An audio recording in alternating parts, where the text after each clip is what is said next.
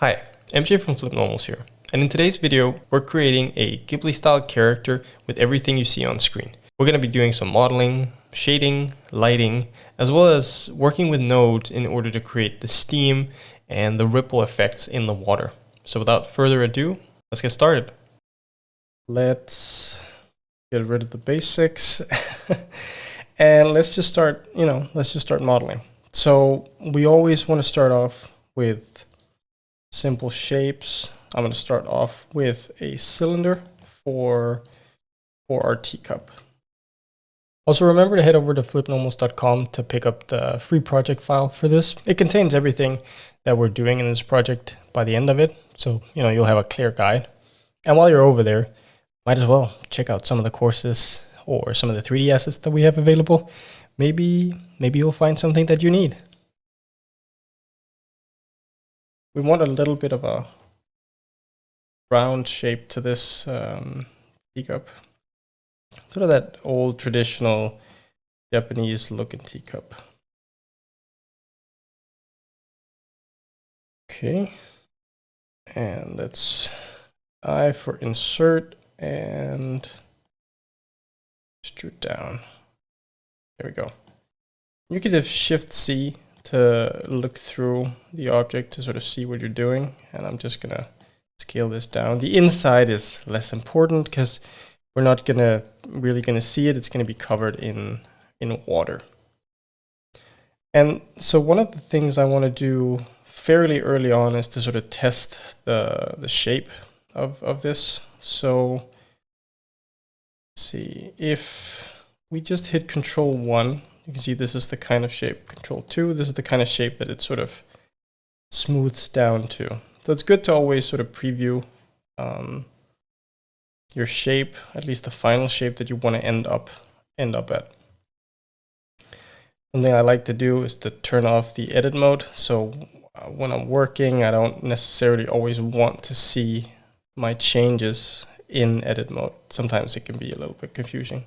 Sometimes though, you do want to see it because you're editing something in real time. There are use cases for it. Sure. Most of the time, I would recommend that you leave it off though.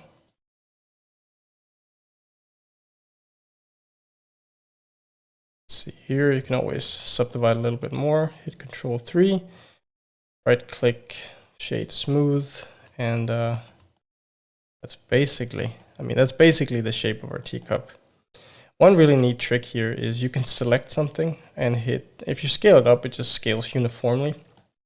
But if you hit S and then Shift, and then in this case, we want to hit Z. So now we're scaling, but we are restricting it in the Z axis. So it's only scaling in X and Y. This can be really helpful if you don't want to scale things up or down. You just want to scale them out to the side, for example. Well, let's just get a little bit wider, better. And there we go.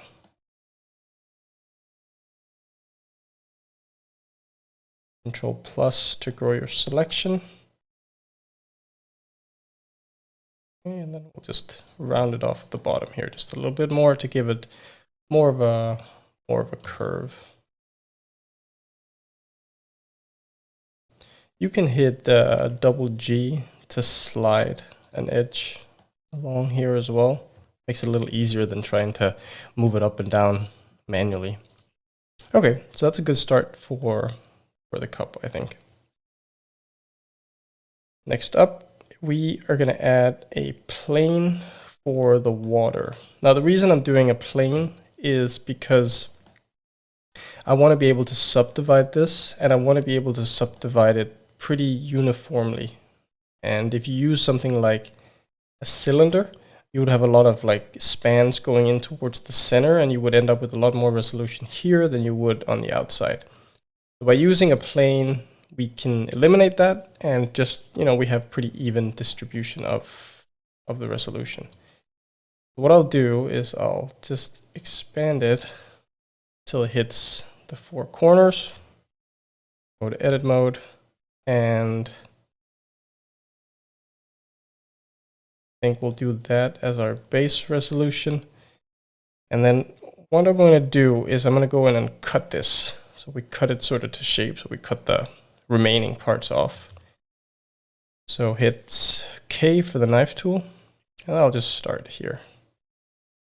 See, so we want to make sure that this purple edge doesn't go over here, because that way we'll have a gap. So we'll just get it over the lip of the cup here, and line that to the top. Do the same thing up here. Just cut that all the way around. And we might need to tweak a few of these verts, but we'll see what this looks like once we're done cutting it down. Just hit space, and now we've cut a ring around our plane. Just shift select the outside, hit X, delete that, and there we go. Cool. So what we can do is hit Control 1, Control 2, and that's our ring shape. But now we can see we actually do, I think it might just be perfect, but I'll scale it up just a little bit, just to make sure that it fully intersects with the cup. And we can always adjust the size of it and the water level, you know, where we want it to be. Cool. So we have a cup with water.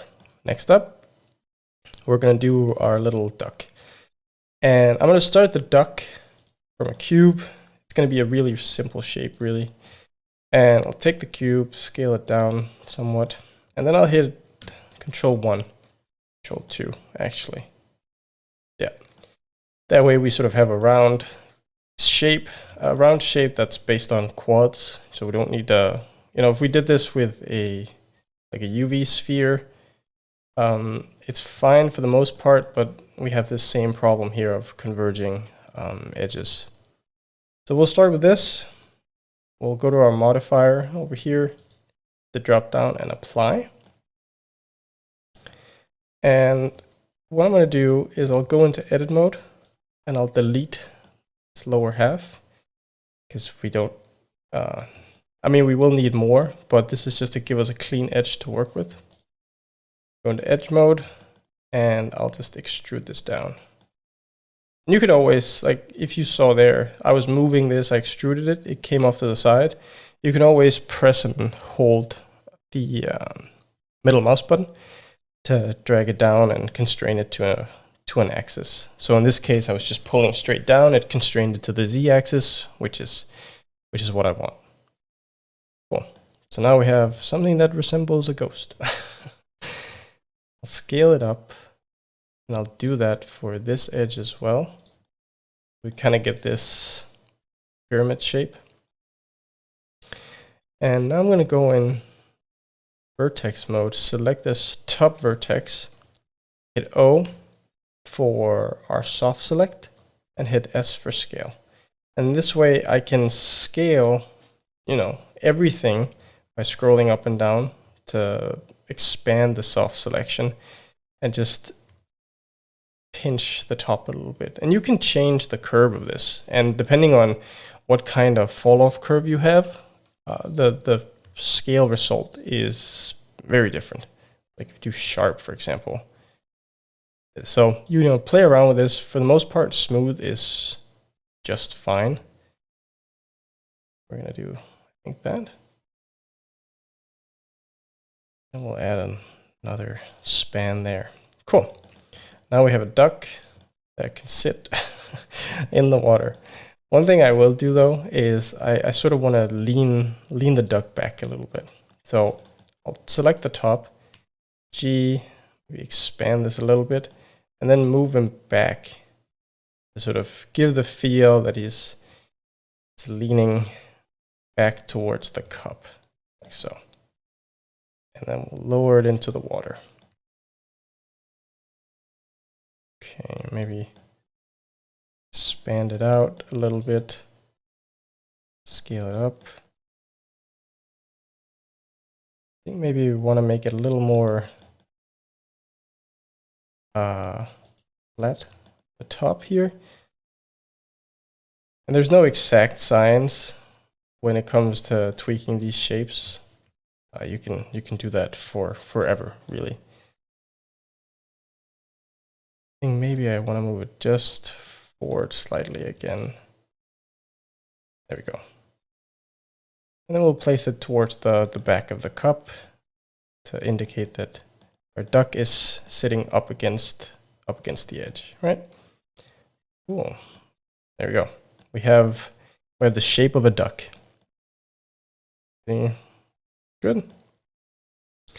Okay, so let's give our little duck a facial expression.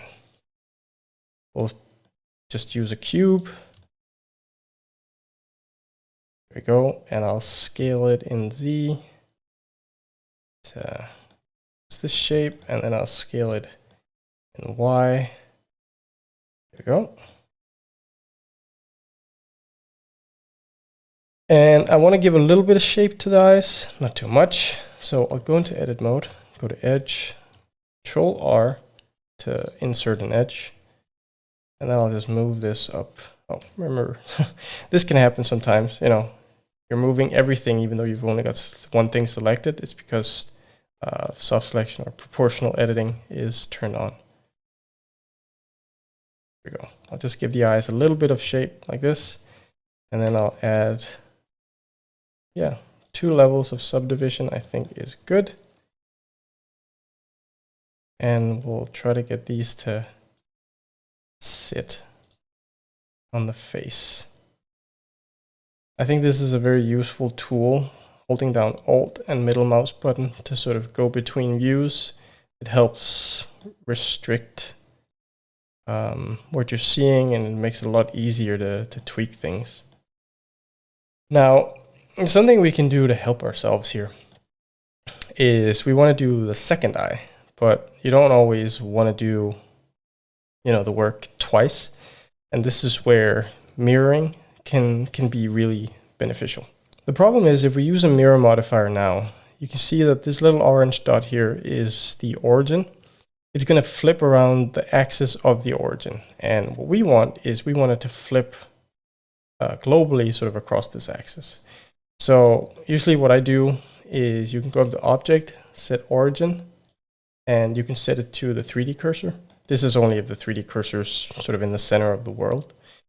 If you've accidentally moved the cursor like so, it's not going to be very helpful. You can always reset this by hitting Shift and C. That resets the 3D cursor back. So now if we select our eye, we can see the origin is down there. We mirror it, get some strange behavior, and this is because we've also rotated the eye. So if we go in, hit N, go to our item, we can see it has rotation. What you can do is hit Control A and say apply the rotation. That way it sort of resets our rotation and just tells Blender that this is the default orientation for the eyes. This is what we want, so mirror it from here. So there we go. So now we got some eyes, and I think what I'll do is I'll just angle them down slightly. The problem is now, obviously now we're rotating across this axis down here. So you can go into edit mode and just hit L, select all your faces, then rotate from here. That's a way around that annoying little problem. There we go. So relaxing eyes, you know, just in his little tea spa. Next up, I think we're gonna add a little mouth. So we'll do the same thing here. Just take a cube, scale it down, move it roughly into position. Scale, and I hit Y twice to restrict it on the local axis. Obviously you can't do that if you hit Control A and do rotation, where you lock the rotation. Then Blender doesn't know what the local axis is anymore, and so this is just something you have to keep in mind.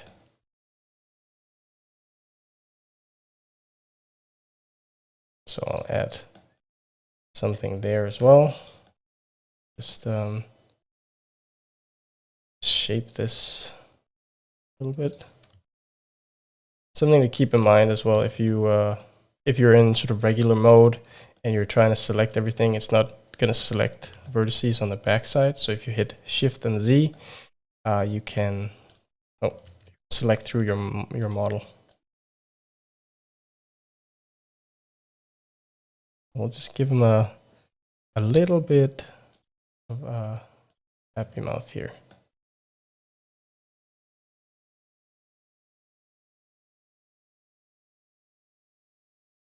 There we go. I'll hit double Y, G and double Y, and then I'll just move it on the local axis and move it in a little bit. There we go. Now, doesn't he look like someone who's just having a great time? Okay, cool. The last sort of character building prop we'll do is going to be the towel. So let's make a little towel for his head. Let's see. Kind of size. Might be a little bit too big. Maybe like that. Perfect. Perfect placement and perfect shape. There are a couple different ways that you could do this. I'm going to do it so. This is going to be the back of the towel. And then I'll just select these and Control B. And that way we have a bevel, sort of like we're beveling the edges. This is for us to create a shape or a cut. You can hit X, delete that, and then you can bridge through it.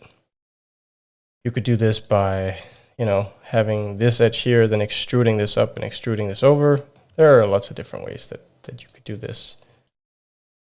Okay, cool. And I think one thing I'll do is I'll just offset this edge here a little bit. The neat trick is if you want to select the loop like this, you can just hit down, hold down Alt and click, and it'll select the loops all the way around that are connected to this. Cool. And then I'll add just a little bit of supporting shape out here at the end. Add one through the center. And we'll subdivide it. It's not going to look quite right yet. We want to make sure that all the edges sort of come down on each other and, make it feel like it actually has some volume to it. So this is an instance where it is beneficial to keep the edge mode on, because that way we can sort of see what we're doing. But still trying to maintain like nice edge flow, not making things too crazy. You want to make sure that you use edges and support. So it's like modeling like this. I would never encourage people to model like this because you can end up with some really extreme shapes where in the subdivided mode it might look fine, but it's actually not fine for deformation purposes, for example. Okay. I want to make it a little bit smaller. Go. And then what I'm going to do is I'll select these edges here.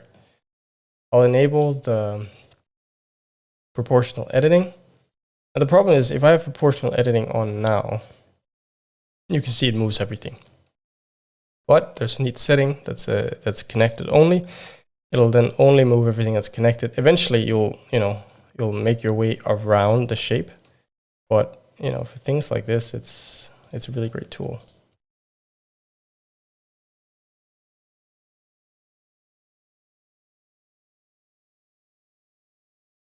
Here, of course, it's impossible because everything is connected already. So if you do it here, you would move everything. So let's just disable that and move this down slightly. Back, down. I'll just round this off.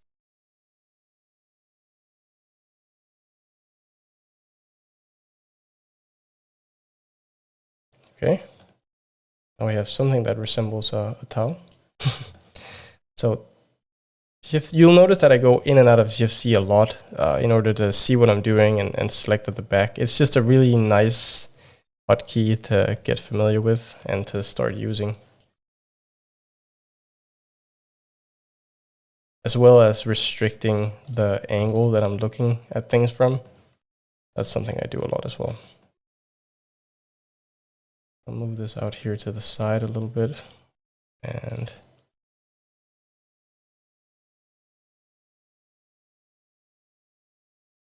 there we go.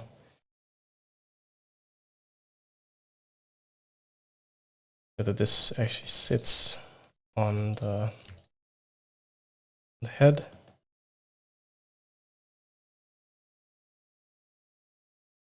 Disable connected. What did I forget? I think I forgot a... Oh no, it's there, it's there. I just couldn't see this edge, so I thought maybe I'd forgotten an edge or something. Okay.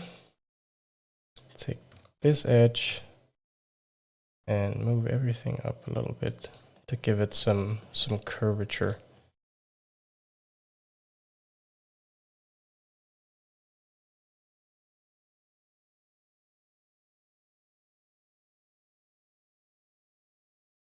Okay, here we go. Control 3, shade smooth.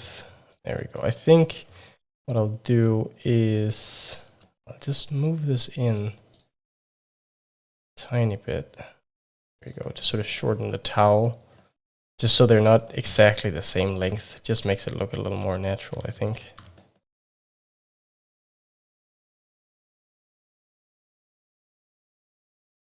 Go. Now we have this little little sausage looking towel on top of his head. Nice. Okay. Actually subdivide this just one more time, just to make the edges a little bit smoother. Cool. Now we have a duck with a towel in our T. I can see here that I actually want him lower, I think. Yeah, you know, we want it to be relaxing. It's got to be close to the surface. This up as well. Ah, very nice. I might need to cut off parts of the body down there because I want him to be low in the water, but I also need to scale it up a little bit. I think like so. And then take this part. You can do the same thing here as you can with edge loops. You can hold down Alt, select a ring of edges or select a ring of faces, and then just hit delete. It's a little trickier with edges because you have to be here on the side, hold down Alt, and then it'll select that ring. If you're here at the top, it'll select this ring. So that's just something that's good to know. And now remember to save your project. That's very key. We've saved, which is good. Always remember to save. I'll add that little string for the Teabag. T-tag, I suppose it is. Teabag would be in the water. And I'll just do that with a plane and some modifiers. That way we can experiment with some different things. I'll just lay it right here on the edge. Go into edit mode, and I will extrude down this edge to here, and do the same thing down here in the water. Control R, add a little spacer here at the top. This is just so we can, whoops, just so we can follow the curvature of the teacup a little bit better.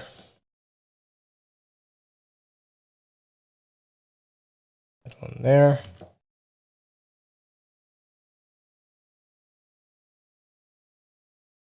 Need a couple. But like modeling is not like, it's not always a straightforward process. It's very iterative. And yeah, I mean, oftentimes you need to tweak things until you get it just right. So let's leave it there. And we'll go to a modifier stack and we will find a solidify modifier. This gives us an edge. The problem is the solidify modifier, as with all modifiers, except for displacement or subdivision, I guess. There's some other ones as well. It's dependent on your bounding box and the size of everything. So you can see we've scaled down this object to 0.1 on 2 axes and left it at 1 on the z-axis. So it's extruding in a weird way. I'm pretty sure that even thickness, no, not even even thickness can fix this. But our little trick with Control A, where we can apply our transforms, will help us fix this. So if we do apply scale, you can see it neutralizes, or like it naturalizes the scale, puts it back to 1 and tells Blender everything is great, everything is normal here, just treat everything as if it's been scaled to 1. So that's what we're seeing here. What I will do is I'll reverse the offset so we're scaling, we're adding thickness upwards instead of downwards. Then we can go in now and sort of tweak this a little bit. And then we can add a subdivide afterwards, maybe twice. Fill it in just a little bit so it becomes more of like a string shape.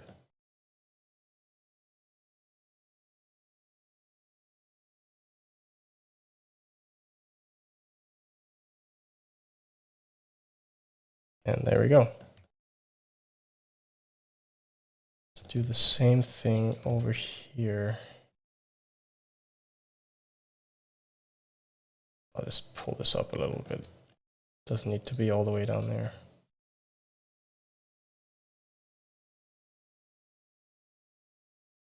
Okay. Now we have a little string for our tag. Let's make our tag as well. This is the tag. That's just going to be really simple. I'll Control R to add a little edge here. Restrict this while we scale it up, and then just scale this out a little bit to give some additional shape. Cool. Yep. All right. And we'll move it into place.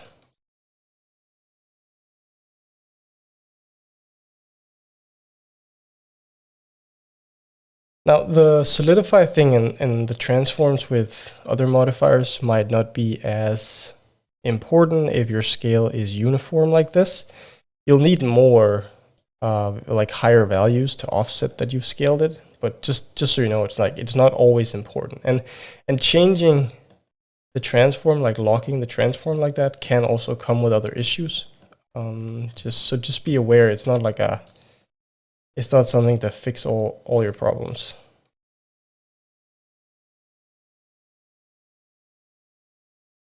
Okay.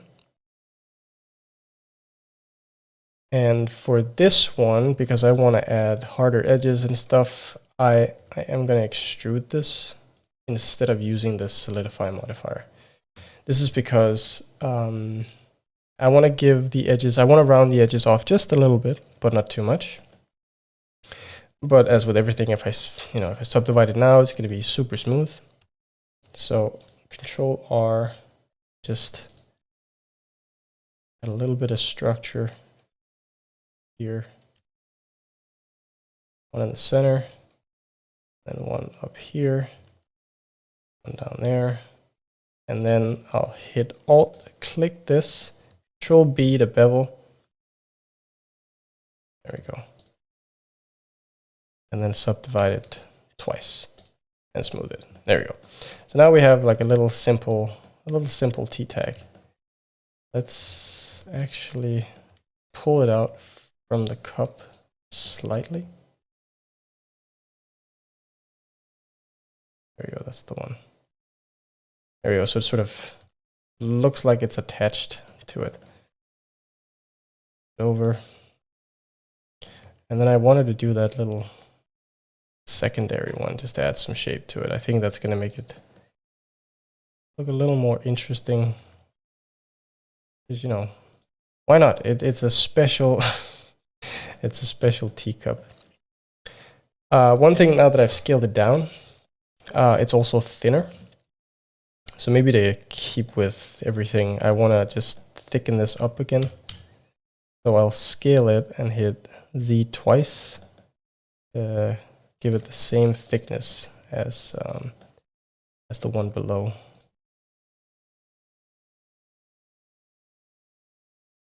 Shade smooth on that as well. There we go. So now we have these two T tags neatly hanging off our cup.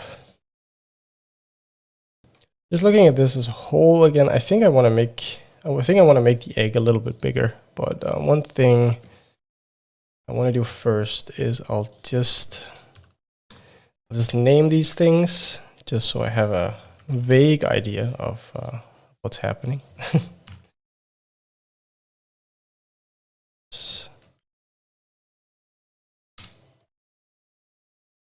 I mean, it's always good practice to name everything in your scene. Makes it easier to find, organize. Not the most fun part, but it does help. Okay, everything there. And then what I'll do is I'll hit M to throw the duck in, throw the duck into a collection. Makes it easier for hiding, unhiding and stuff, and selecting as well. Now everything's organized, which is pretty neat. And let's see, yeah, scale it up again if that was too much. I don't know. I mean, I feel like the cup can fit them. There you go. Oh, that looks better. I like that. Okay, cool. So now we have this little thing in the cup. So the next step is, I mean, there are a few things that we want to do. There's going to be some shading stuff here. That's how we're going to create pretty much the rest of what we're seeing. There's going to be some lighting as well, which really helps set the mood. So I think I'll start off with just some basic lighting, just to get us covered. For that, I'll make a very long plane, just to give us a nice backdrop. Move it back a little bit. And I'll take this edge, extrude it, and I'll extrude it up. And you might have seen this before with studio setups, creating nice studio setups. Here, I'm creating, this might be arbitrary, might look confusing, but I'm creating two edges here to sort of preserve the flatness of the floor. Because once we start subdividing this, we don't want this subdivision. I can show you what happens. We don't want this subdivision to start going through the cup. You can see it's happening a little bit here. So by adding just these two edges here, we're sort of telling the shape, this is where the flatness of our object really is. Let's see. You can help the curve along by actually making this curved as well.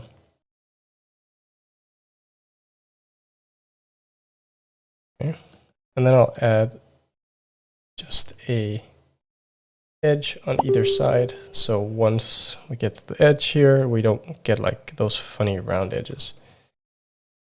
Control 3, just a little more. Control 4 maybe.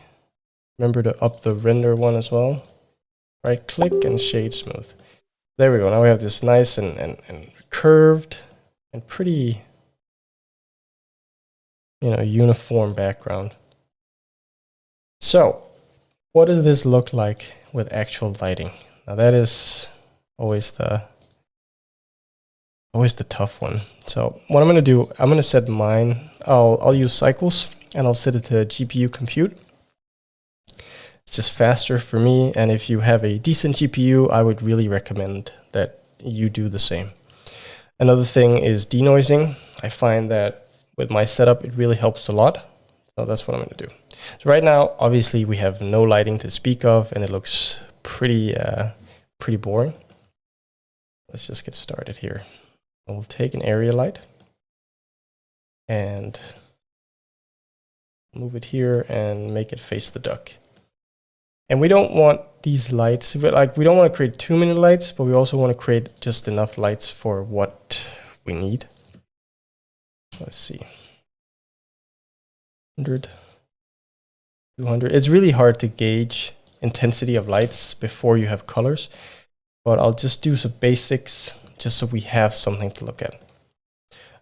Something that you can do with your lights, which is a pretty interesting thing, is this is our emitter. This is the size of our light emitter, right? This directly affects what we're seeing with the shadow. So if you do a tighter shadow, or like, sorry, a tighter shape here, you'll have a tighter shadow as well. You can see how it becomes very sharp. The bigger you make it, the softer your shadow. And for, you know, a nice, pleasant studio setup like here, I think this is what we're going after. We want really nice, soft colors and soft shadows. And so to start with, we can just apply some basic materials with basic colors, just so we have an idea of what we're looking at.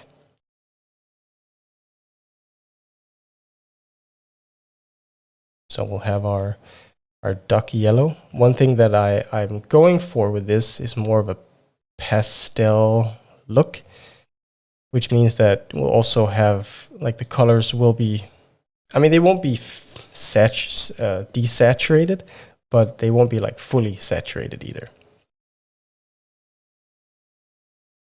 Some dark eyes and a mouth. Make it orange. There you go. And it's because, you know, it is in water or in tea, I guess. So something that we just want to do real quick is just lower the roughness. I don't want to go all the way down so it's like super shiny, so we have a glass duck or anything, but just some shininess is good. Okay, so we got that first light there, and let's see what else we can do. Something that's always nice to do in these studio setups, of course it depends on your specific needs, but something that I like to do, and something I do quite often, is I do this key light here at the front. I'll have maybe like a few side lights here, like supporting lights, and then a rim light at the back to cast some light from behind. And the lights here on the side, you can, you know, you can color them to give a softer feel. This can really help instead of just using the same white colored lights. Like for my key light, the sort of main light, I do prefer to use white for the most part, unless I'm doing something very scene specific, then I'll change it. But for the most part, I'll leave this white. Gives us a soft and very neutral image. We'll take this here and we'll move it to the back, rotate it, and this is going to be our rim light.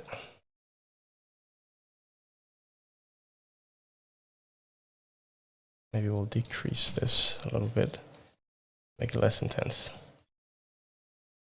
And obviously, something that's really important, I think, for this scene is to make it to make all of it very soft, and that includes the background as well.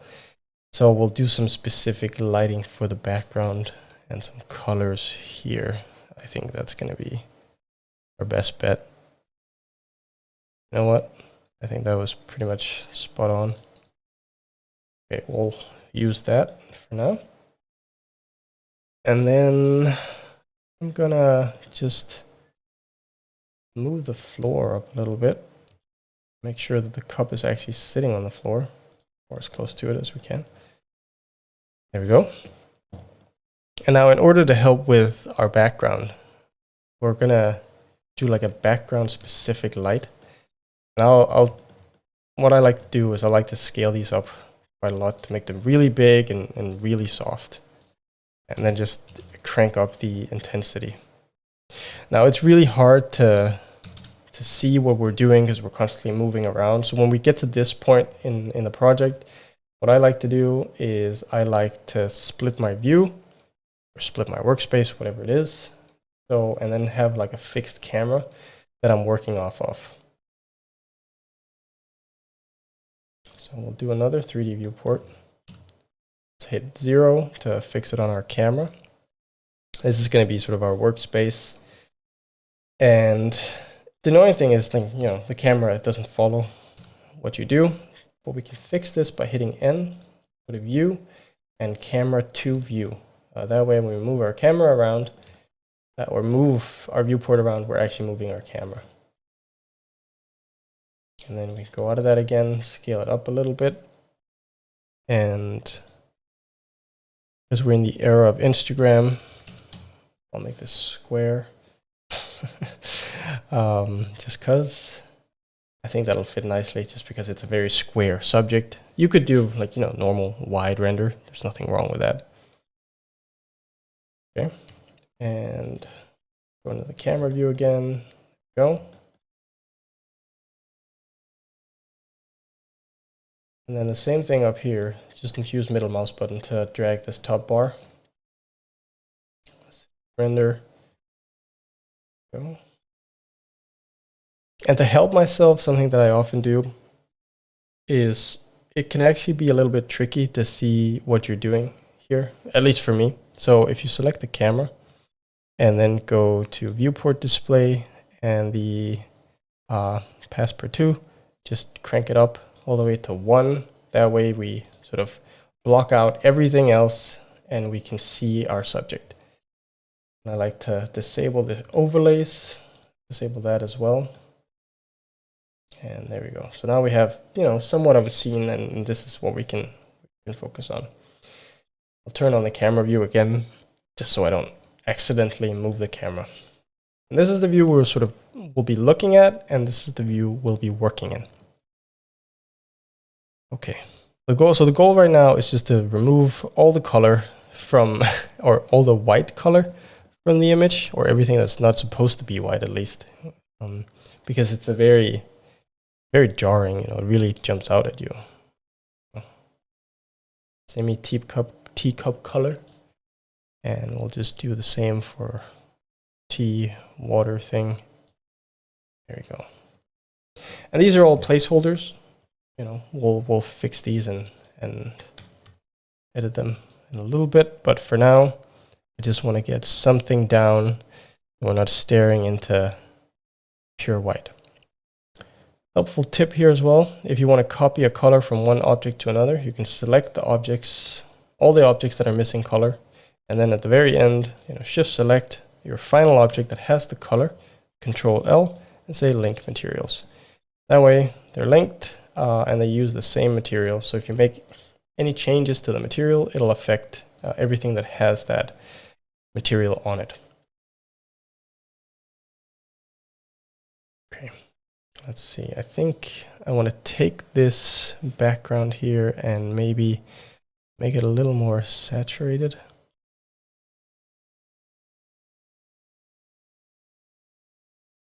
So. And I think we need more color in the back, or more light in the back, to sort of wash this out. Whoops, that was 500, not 5,000. And there's no, it's not like there's a scientific way for me to approach this. I'm just sort of seeing what I think works, and then I'm tweaking everything. And now lastly, over here with the lights, I think at least it'll be the last thing, is I'll just place this another light over here. But what I'll do is I'll bring in a little bit of color, actually, like some dark purplish, just to, support the orange we have going on. A little darker, I think, decrease the intensity as well. So if we take that away, it just adds a little bit of extra warmth to the scene. Okay, so I think we'll do a few more, like a few more little tweaks. Let's make this a little more blue, and just noticing here is I might want to make this a little bit wider, not much, just a little bit. Obviously I have to move all of this, which is not ideal, but maybe we should actually move it to the front a little bit.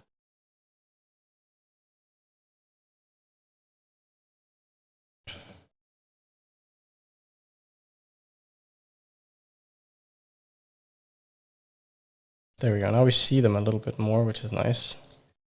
I think I'll also make them a little more thick, because they look a little thin in the render here. Of course, we'll have to scale up the water as well. Okay, there we go. Now it has a little bit of a bigger cup to sit in. I think as for lighting, I might want to add just another supporting light here that's more direct here. So this illuminates this back part. And then, whoa, way too strong.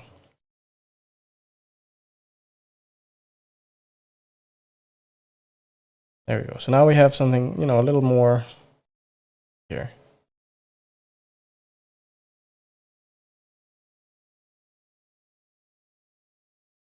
Just more light up here to round off everything, I think.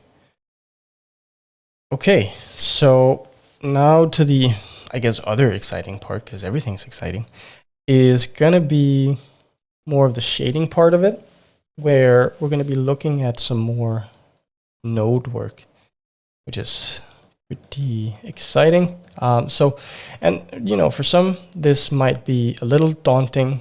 Don't worry about it. You know, it's not necessary to know this stuff. I think knowing a little bit of how nodes work in Blender can really help your work and can help you speed up a lot of things, especially shading things in Blender. So first off, what I want to do is, I think we'll make the water, actually. A few things we want from the water is we want to make it slightly stylized, and we also want to animate it. And we can do all of that in the shader, which is, I don't know, which is pretty exciting to me, I think. So first of all, we have our shader here, and we can start by making the water shape, I guess, because I don't want it to be completely static. So we'll need a displacement node, and before the displacement node, what we're going to do is have a wave texture. Oh, and by the way, Shift A is to get up this input box. And what you can do is hit Shift Control and click it. That way it sort of displays your node on whatever you're trying to shade. And this is what it looks like currently. Can't really use that, but what we can use is we can switch it to rings. Now, a little bit of a problem. We don't see rings right now, but we can fix this. And something that I've done is in the preferences, I've enabled the add-on called Node Wrangler. Really handy add-on that just allows you to hit Control-T to give you mapping options for nodes. This is so you can manipulate things on nodes directly through this mapping node. This defaults to generated. It always does. I think unless maybe there are UVs on it, maybe it doesn't. I can't quite remember. But generated, I seem to remember that that's what it defaults to. Generated sort of looks at the bounding box. It's getting more complicated. It looks at the bounding box in the lower left-hand corner of the bounding box, and that's where it originates the shape from. What we want to use is object. Now, by using object looks at, okay, where's the center of the pivot point or the origin of our shape? That's where I'll place, that's where I'll start the nodes from. And the last thing we want to do is we want to change our direction to Z. So that way, I mean, you can do different things. This is where the rings originate from. By doing the z-axis, it's just straight up and down. We get rings, and we can use these. Maybe I should have explained that. To animate it, to give us sort of rings in the water. That's the whole idea behind this. Let's I think maybe something like that. 0.5, 1.4. Let's try that out and see where that gets us. And so a really cool thing is then you can animate something like the phase offset, and then that'll give you these rings that propagate outwards. Really cool. And I mean, the nodes are so powerful. You can do so many things with them. That's why I'm a big fan of using them. And just, you know, they can just do a lot of really cool things for your projects, I would say. So in order to animate this, might as well do that from the start. Shift A, search, find a value node. Now you could do this directly in here. For the most part, you know, that's fine, but I like having these value nodes. They're basically just like you take whatever this value is and you plot it in there. It just gives me, I don't know, a better overview of where I've been editing default values. Now, a cool way, an easy way to animate things is you can click it and then just write pound and frame. Do that. It creates a driver where it looks at your frames, and it just, you know, if it's frame 1, the value is 1. If it's frame 2, the value is 2. It's really simple this way. Obviously, this is going to be too fast, and it's going in the wrong direction. So the phase offset for this goes inwards. So what we want to do is we'll do 1 minus the frame. So we'll sort of update the math, and now it goes outwards. Still too fast. Then we'll divide it by, let's try 100. And that is way too slow. So let's do 10. I think maybe too fast. Maybe 20. 20 looks to be about the sweet spot. So that's how you would go about really animating things, and it's, at least in a procedural way, I think it's pretty helpful to know, and it makes it a lot easier to work with. Now we'll take this and we'll drag on the color value, go into height, and we'll take the displacement into displacement. Now nothing happens just right off the bat, but that's because we need to tell the shader to accept displacement. So let's see, this one is there. So one thing you can run into, like if you do the shift control and you preview a node, it can be all weird because now your shader is technically not connected anymore. So you can just shift control on the shader, and then that's connected to the surface. If something goes wrong here for whatever reason, you can always manually connect it to the surface, and there you go. So this is what it looks like right now. Right now it's only connected to it's only displaying bump because that's what the shaders do by default. But if you go to settings under your shader and change it to displacement and bump, you can see there we go. We have displacement and we have animated displacement as well. It looks a little bit crazy because it's very intense. So we'll tweak that a little bit. So we'll just take the scale. Instead of 1, maybe 0.1. See what that looks like. Still too much. 0.05. 0.01 perhaps. Yeah, a little hard to see here, but there is actually some movement. Maybe 0.02 is a better value. See? And in order to just give it a little bit of breakup, now this can be hard to preview directly on a shader like this. So we can go back to our texture, shift, control, click it, and then we'll add a little bit of distortion to it. Not too much, because it still needs to look kind of in the same realm as this. So we don't want to make it, you know, realistic or anything. Detail scale, maybe bump that up. That just exaggerates the shapes that are in here. Might be a little too much, 1.5 perhaps. And then we can shift control back to our original shape.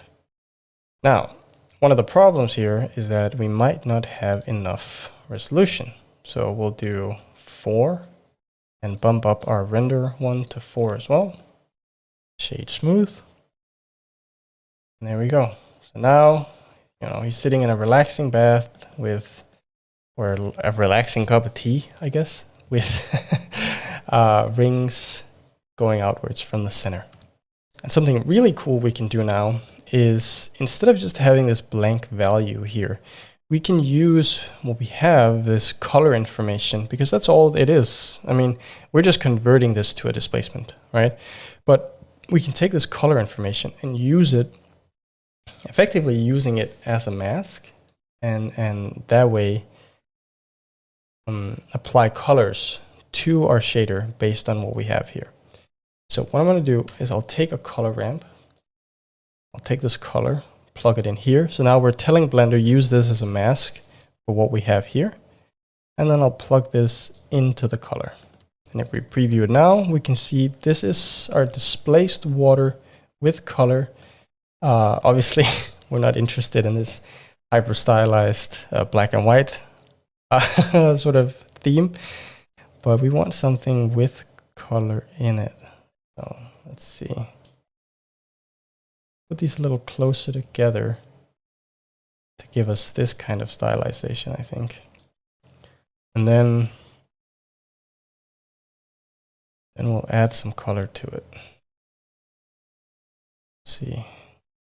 You can hit Control-C and select the color again, Control-V. That way you can paste between colors, which is pretty helpful.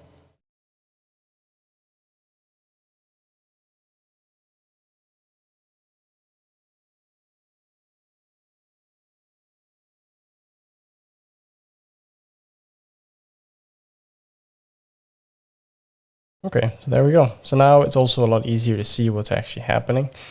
The nice thing here is we're going to be able to get some nice reflections going at the same time as having this stylized, watercolor. So let's head over to the actual BRDF shader, lower the roughness, and see what it looks like. That way we get these nice little splashes of like almost like dappled water. And this is obviously affected by the lights that are behind us here. So sort of strategically, we can position these to get nice looking reflections. Okay, just want to make some small color tweaks here, I think, to the water. Not much. Just a little bit.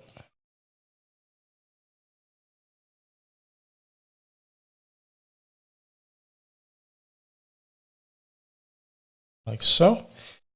And then let's move on to the cup here. Now the cup is, disclaimer, a little more advanced. We're going to be doing a few things here, sort of making a gradient that sort of has like this little brown lip, and then we'll do this cracked glazing. I mean, it sounds more advanced than it really is, so please don't bear with me, and I'll show you how to make some really cool stuff. So the first thing we want to do is we want the sort of color gradient here. And I think the best way that I found to do this is to use an actual gradient texture. If we just shift select it, this is what it looks like. Shift control select, it just places a gradient on the object. And Control T to add a mapping node. Once again, we'll do object. That way it's just in the center of the object. What we can do then is we can rotate it, and we want to rotate it minus 90 degrees, like so. But we need some way to manipulate it. So we'll do a ramp, a color ramp, put it in there. And then I think, let's just take all these nodes, move it over to the side. Now when you move this, you can sort of tighten the gradient or move it up and down. Another cool thing you can do if you need it, it's not for this, but if you need it, is you can change the interpolation. So quadratic, for example, makes it really soft. We're gonna stick with linear, and you can sort of double down on that by going B-spline over here to make it really, really soft. But we'll stick with linear. And then I think now that we've rotated it, yep, so we'll move this up to the top here. And that, again, this is just a color. It'll act as a mask. That's kind of the mindset I want you to think about with a lot of this stuff is we're doing masks. Masks to affect something else. So how do we get color by using these masks? We have a mix RGB. And the neat thing about the mix RGB is that it has two color outputs. So if we take the color from this, put it into the FAC value, which is like the mask, then we can start to color these things here. So let's plug this into color and view this. So we'll take the mask from here and we'll plug it into the mix node, plug that into the color, and then plug that into the surface there. And let's see here, we'll do kind of that greenish we had from before. And then we can tweak it.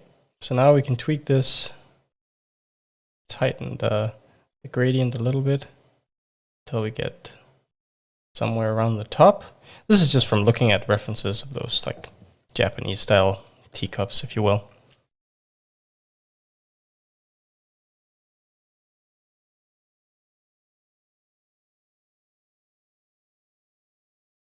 I think a pastel like green color like so that's gonna look pretty nice. Now the tricky part with this, now we have the color, very simple, gradient texture, a ramp, and a mix node. The tricky thing here is going to be to do the glazing, not so much the glazing but the cracked texture of the glazing, and we'll do that by, you know, again creating a mask which will feed into our normal value. It's just like, so we'll create a bump map for it essentially. And an easy way to do this is with noise textures. So I'm going to pick the Voronoi texture, which creates this pattern where it sort of budge up against each other and make these really cool shapes. If you go through a few of these inputs, that's another tip, by the way, Shift Control, you just keep clicking, it'll cycle through the inputs. So you can see the color output of this looks like this. And if we scale the color output, we get obviously different sizes. We want to leave the randomness to 100 or to 1. Otherwise it's just squares. And that doesn't really sell that whole cracked look very well. So the way I thought about this when I was thinking of how could we make a cracked texture was to use two different Voronoi textures and slightly offset them from each other. And let me show you what I mean. So if I do 4 here and 5 and 1, we can actually use that to our advantage, where we sort of create like a little ring on the inside here, and that's going to be our sort of bump map. Something that you might want to do as well is change these to a 4D instead of a 5D. I usually work with the 4D ones just because it gives me the option to play with the, I think it's like the time or evolution factor or something, but at least you can animate it. I don't know why you would animate the cracked cup, maybe to show some kind of, I don't know, show that it's aging or something. That could be a cool thing. But anyway, back to the texture. We'll hit Control T to use our Node Wrangler add-on. And again, we'll swap this to object. That way, we're just using the object. We're not using something down here in the lower left-hand corner. So now when we scale that, it scales sort of independently of the overall thing, like all of them scale independently. And what we want to do is we want to use the same thing or the same mapping node for both. So we'll just drag this down here into the vector. And to organize it a little more neatly, you can hold down Shift and drag with the right mouse button to create this connector point here. just collapse this just to make it a little more clean.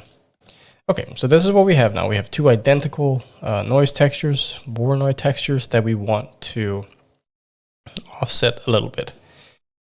So we can't really use the colors here because that'll be too crazy. When we start mixing things together, we want to do everything in black and white. A really easy way to do this is to just feed this into a ramp, and then it looks like this. And I'll just Shift D, duplicate that, take the color into the other ramp, and then we'll create a mix node. And what we want to do is, like I said, we want to scale them just slightly off. They don't need the same scale. And when we do that, we can create a difference between those two.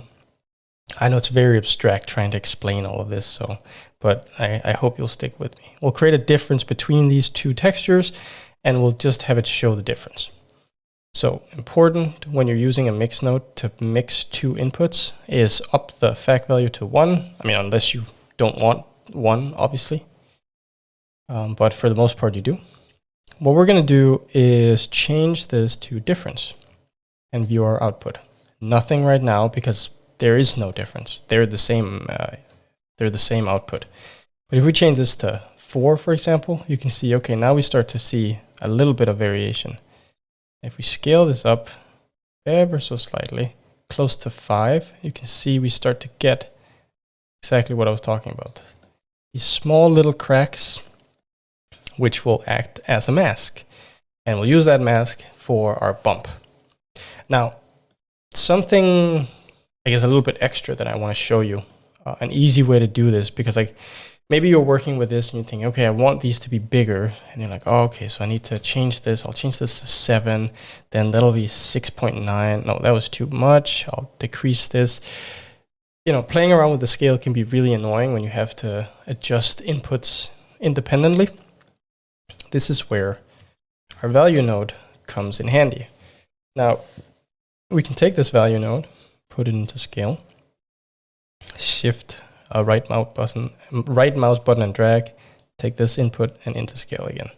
Again, now these use exactly the same input, so it doesn't really help us, but this is where math nodes are really helpful. So a math node just allows you to do a bunch of math to an input before it goes, you know, further down the pipe. So we'll just simply drag a math node here,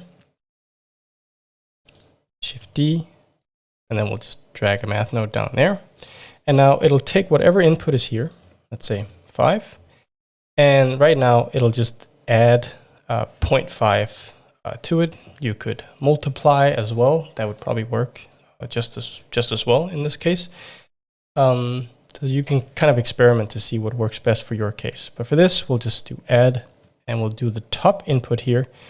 We'll say if the value is 5, just add 1, it'll be 6.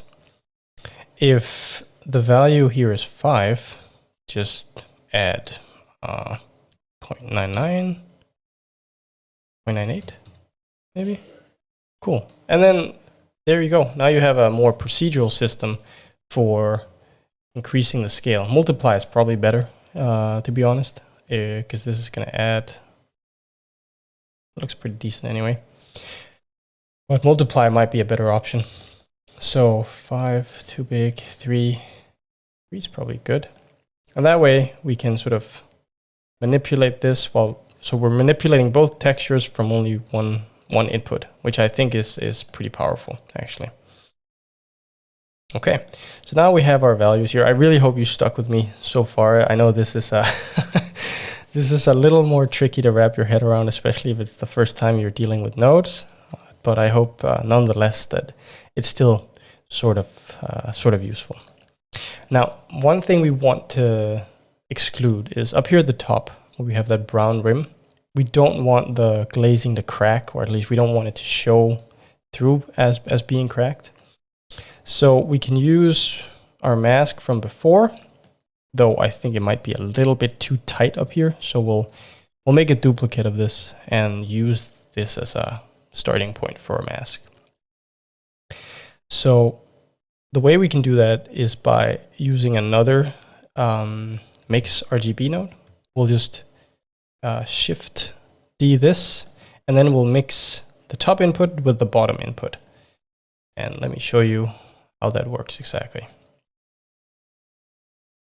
So we'll take this, we'll duplicate it, and just drag the color down to here. So now again, now these two ramps are exactly the same, right?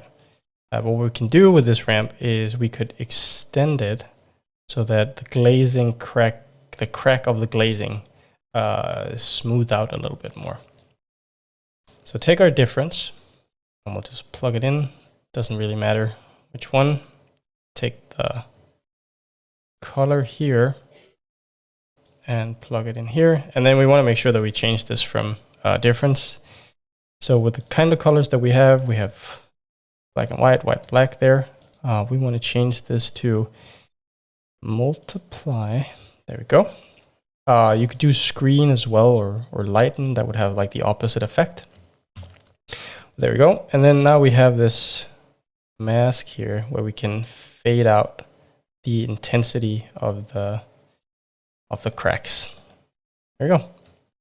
So again, I know this is a bit of a mouthful, and you definitely don't have to do this if it's too complicated, but I wanted to show you nonetheless. So the final part here is create a bump node.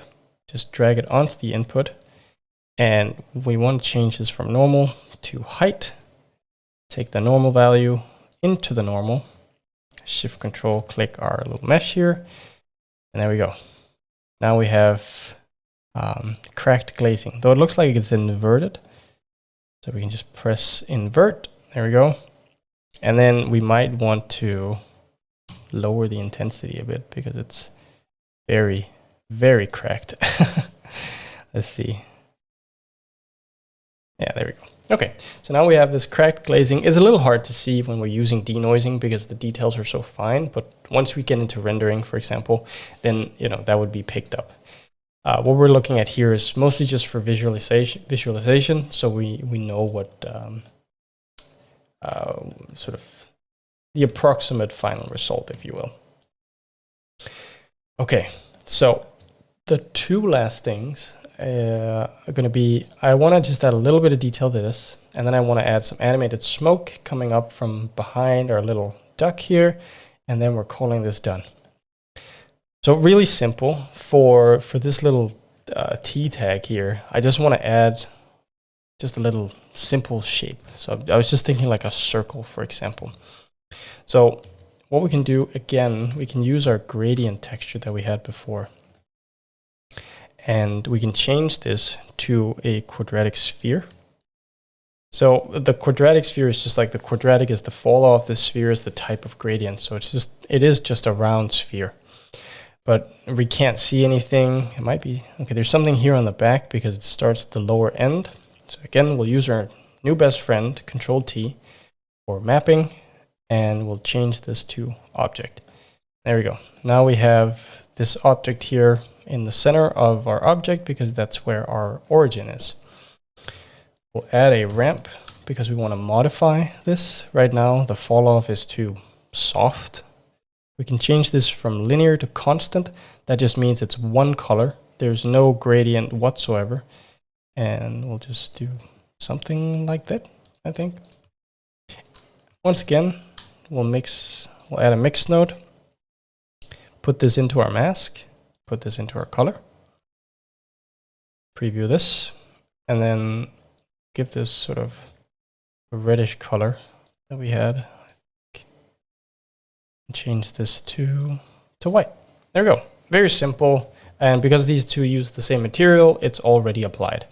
There you go. That's very simple and very easy. I hope that kind of makes sense. Now for our final act, I should say, we're going to create some animated smoke. And we'll do this on a plane. We'll take a plane, we'll rotate it on the x-axis. You can do this by hitting R, X to restrict it to X, and then I just hit 90 on the numpad. And then what I think I'm going to do is I'll just scale this up somewhat. And then we'll just create, it's basically like a game texture, like a little alpha that will apply to this plane, just to make it very, very simple, really. So first off, what we're going to do is we're going to need another type of noise texture. So let's see here. Add a shader, because otherwise you can't add nodes. Shift A, and we'll do wave texture again. Now the wave texture is immensely powerful. You can use this for all sorts of things, really. Let's hit mapping, and let's connect this to our base color. This is what we have. We just have bands that go up and down. And for this, the generated is actually fine. I'll just leave it at that. And then we can start, you know, playing around with these values here. So I think first thing is we'll scale it. Okay, we'll scale this down a lot. We want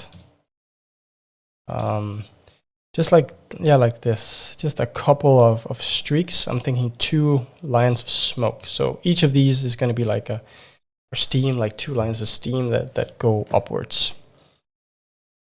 We'll tweak the distortion, like so.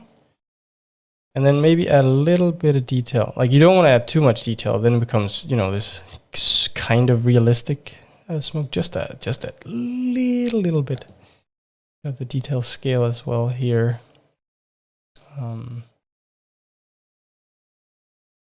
Yeah.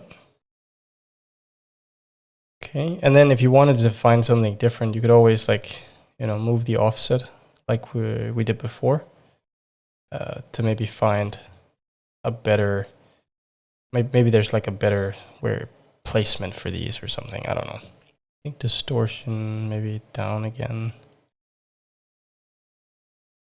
Okay.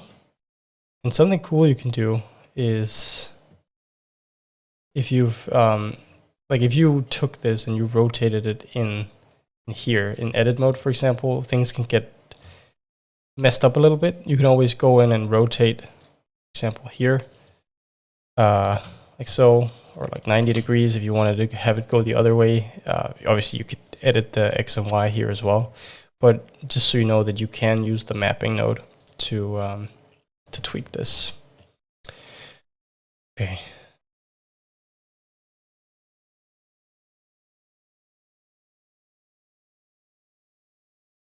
And this is basically what we're going to do in order to animate it.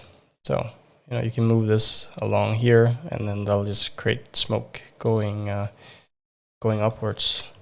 So it's a really, you know, powerful and simple way to create some smoke, I think. So I'm gonna create some cuts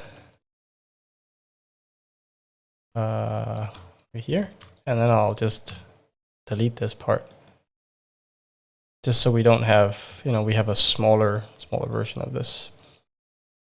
And because it's using generated, like if this was using object, it would look different, but we're using generated, it sort of stays within the boundary of our object here. And now I actually think we can crank this up a little more. Nice. Okay. So, and as before, what we're going to do is, let's have a look here.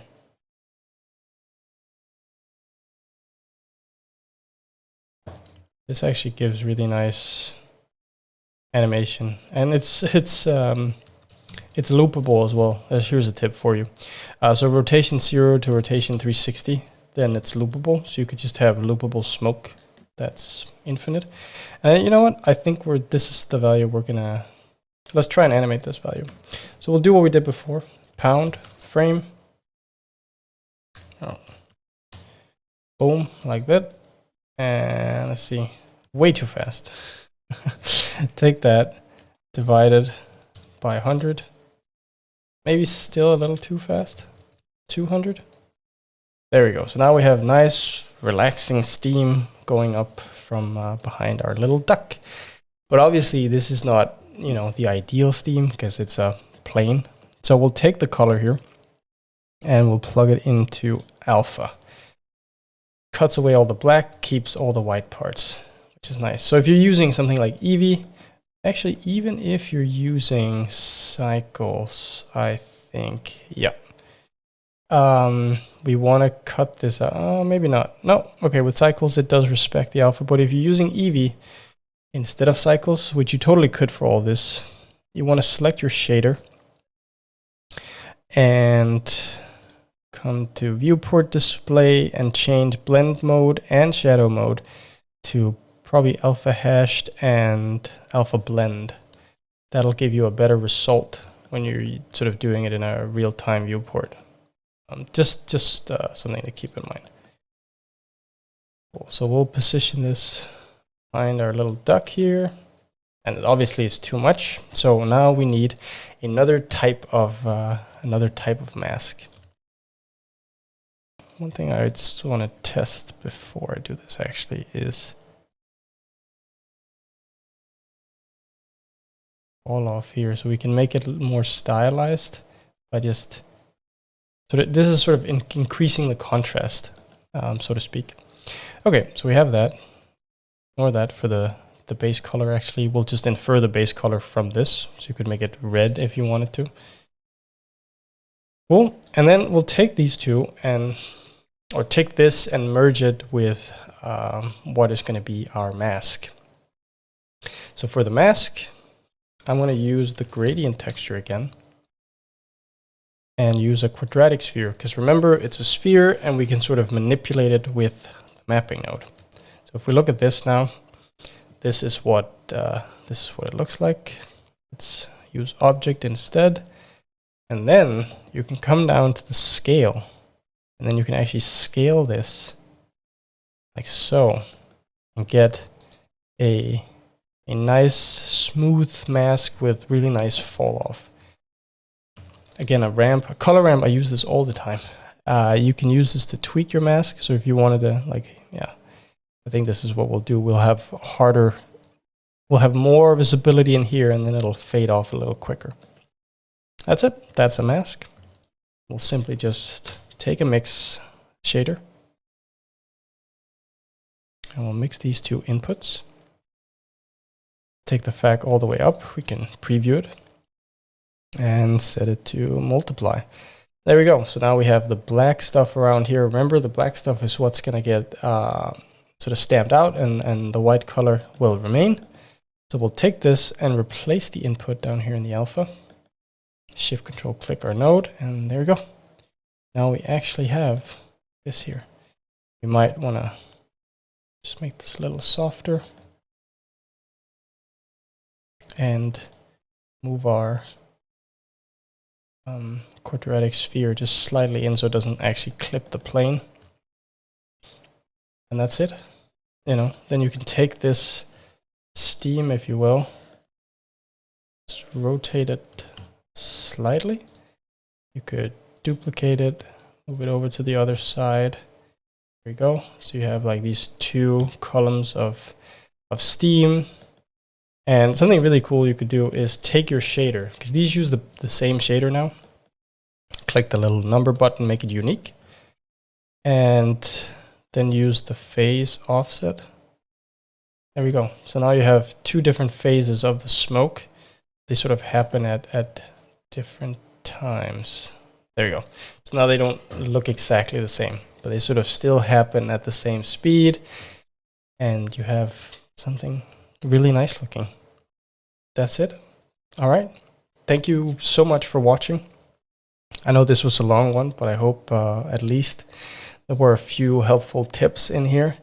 And remember, if you want to see more content like this, don't forget to subscribe and check out our channel again. As always, head over to FlippedNormals.com to check out thousands of courses and 3D assets for basically whatever project you need. If you're learning something new, want to pick up a new skill, FlippedNormals.com always has exactly what you need.